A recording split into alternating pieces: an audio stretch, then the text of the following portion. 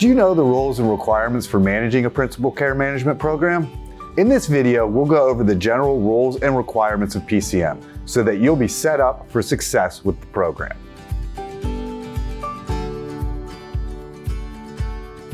Hey, this is JP from ThoroughCare.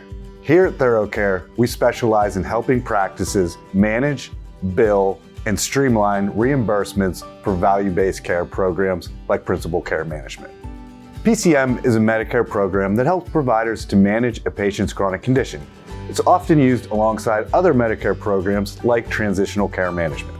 In order to offer a principal care program, it's important for providers to know and understand the specific rules and regulations associated with it.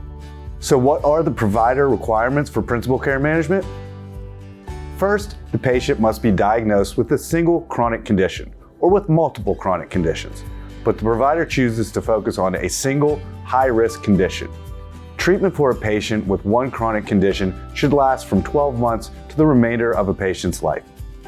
Some examples of chronic conditions include, but aren't limited to, diabetes, high blood pressure, hypertension, heart disease, heart failure, COPD, and asthma. Before you can bill for PCM services, an initiating visit is required for new patients or patients who the provider hasn't seen within a year.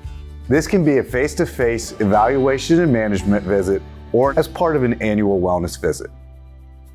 At this time, the provider will discuss the benefits of principal care management and why the patient is a good candidate for these services.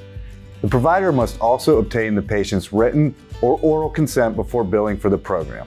This is to make sure the patient is aware of such factors as possible cost-sharing responsibilities and to let them know they can stop the PCM services at any time. Providers must create a comprehensive, disease-specific care plan for each patient, along with being available 24/7 to the patients and caregivers. These care plans can and should be shared with anyone who's directly involved with the patient's care.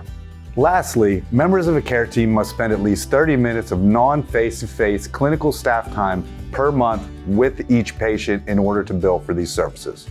A few examples of non-face-to-face interactions include, but aren't limited to, phone calls, referrals, chart reviews, care transitions, and scheduling appointments.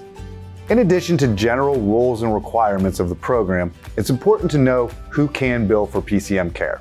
Physicians, certified nurse midwives, clinical nurse specialists, nurse practitioners, and physician's assistants can bill for services provided to patients who are enrolled in a PCM program.